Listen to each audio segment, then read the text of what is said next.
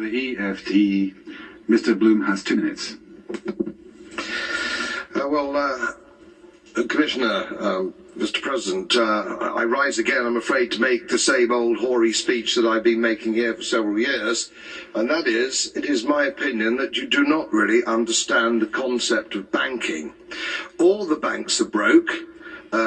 Bank Santander, Deutsche Bank, Royal Bank of Scotland, they're all broke. And why are they broke? It isn't an act of God. It isn't some sort of tsunami. They're broke because we have a system called fractional reserve banking, which means that banks can lend money that they don't actually have. It's a criminal scandal, and it's been going on for too long. To add to that problem, you have moral hazard, a very significant moral hazard from the political sphere. And most of the problem starts in politics and central banks, which are part of the same political system. We have counterfeiting, sometimes called quantitative easing, but counterfeiting by any other name. The artificial printing of money, which if any ordinary person did, they'd go to prison for a very long time. And yet governments and central banks do it all the time.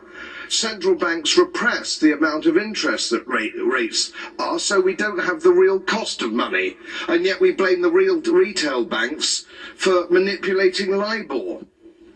The sheer effrontery of this is quite astonishing. It's central banks that manipulate interest rates, Commissioner. And plus, underneath all this, we talk loosely, in a rather cavalier fashion, do we not, about deposit guarantees. So when banks go broke through their own incompetence and chicanery, the taxpayer picks up the tab. It's theft from the taxpayer.